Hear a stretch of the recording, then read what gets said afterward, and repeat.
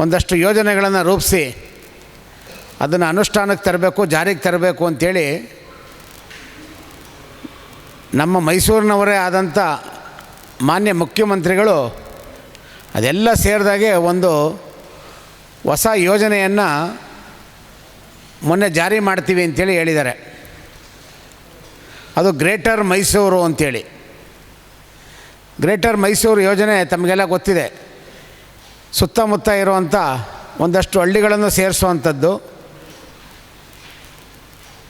ಅದನ್ನು ಬೃಹತ್ ಮೈಸೂರು ಮಾಡುವಂಥದ್ದು, ಈ ರೀತಿಯ ಒಂದು ಪ್ರಕ್ರಿಯೆಯಲ್ಲಿ ಚಾಲನೆಯನ್ನು ಕೊಟ್ಟಿದ್ದಾರೆ ಪ್ರಕ್ರಿಯೆಗೆ. ನಾವು ಹಿಂದೆ ಬೆಂಗಳೂರು ಕೂಡ ಇದೇ ರೀತಿಯೇ ಬೃಹತ್ ಬೆಂಗಳೂರು ಇತ್ತು. ಅದನ್ನು ಇನ್ನೂ ದೊಡ್ಡದಾಗಿ ಮಾಡಿ 5 ವಿಭಾಗಗಳನ್ನಾಗಿ ಮಾಡಿದ್ರು. ಅದು ಯಾವುದು ಸಮರ್ಪಕವಾಗಿ 5 ವರ್ಷವೂ ಕೆಲಸ ಮಾಡಲಿಲ್ಲ. ಅದು 5 ವರ್ಷವೂ ಕೆಲಸ ಮಾಡೋಕ್ಕಾಗಲಿಲ್ಲ. 108 ತಕರಾರಾಯಿತು. ಸಾರ್ವಜನಿಕರು ಸಮಸ್ಯೆಗಳ ಒಂದು ಸುಳಿಯಲ್ಲಿ ಸಿಗಾಕೊಂಡ್ರು. ಕೊನೆಗೆ ಅದು ಒಂದು ಲೂಟಿ ಮಾಡುವಂಥ ಒಂದು ಮಾರ್ಗ, ಅಧಿಕಾರಿಗಳಿಗೆ ಲೂಟಿ ಮಾಡುವಂಥ ಮಾರ್ಗ ಅಂಥೇಳಿ ಗೊತ್ತಾಯಿತು. ಅದೇ ರೀತಿ ಈ ಗ್ರೇಟರ್ ಮೈಸೂರು ಯೋಜನೆಯೂ ಕೂಡ ಅದರ ಮುಂದುವರೆದ ಭಾಗವೇ ಆಗ್ತಾಯಿದೆ. ಇದು ನಾವು ಮಾನ್ಯ ಮುಖ್ಯಮಂತ್ರಿಗಳಲ್ಲಿ ಕೇಳ್ಕೊಳ್ತಾ ಇರುವಂಥದ್ದು, ಇವರು 2ನೇ ಸಾರಿ ಮುಖ್ಯಮಂತ್ರಿಯಾಗಿ ಮೈಸೂರಿನವರಾಗಿ ಅಧಿಕಾರ ತಗೊಂಡಿರೋವಂಥವ್ರು. ಈಗಾಗಲೇ 2 ವರ್ಷ ಮುಗಿತಾ ಬಂತದ್ದು. 65 ವಾರ್ಡ್ಗಳು ಮೈಸೂರಿನಲ್ಲಿ ಈಗಾಗಲೇ ಪ್ರಸ್ತುತ 65 ವಾರ್ಡ್ ಇದೆ.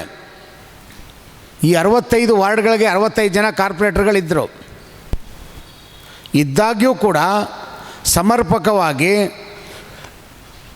ಮೈಸೂರು ನಗರದ ಹೃದಯ ಭಾಗದಲ್ಲಿರುವಂಥ ವಾರ್ಡ್ಗಳಿಗೆ ಇವರು ಕಾವೇರಿ ನೀರನ್ನ ಸರಬರಾಜು ಮಾಡೋಕ್ಕಾಗಲಿಲ್ಲ. ಉತ್ತಮವಾದನ್ನು ರಸ್ತೆಗಳನ್ನು ಮಾಡೋಕ್ಕಾಗಲಿಲ್ಲ.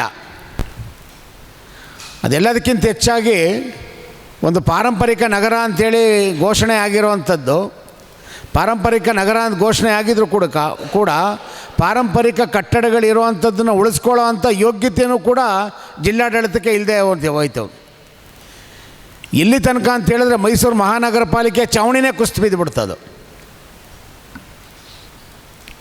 ಇನ್ನು ಆರ್ಕಾಲಜಿ ಡಿಪಾರ್ಟ್ಮೆಂಟ್ ಮೈಸೂರಿನಲ್ಲಿ ಕಾಲೇಜಿದೆ, ಕಾಲೇಜಿನ ಕಟ್ಟಡನೇ ಕುಸಿತಾ ಇದೆ.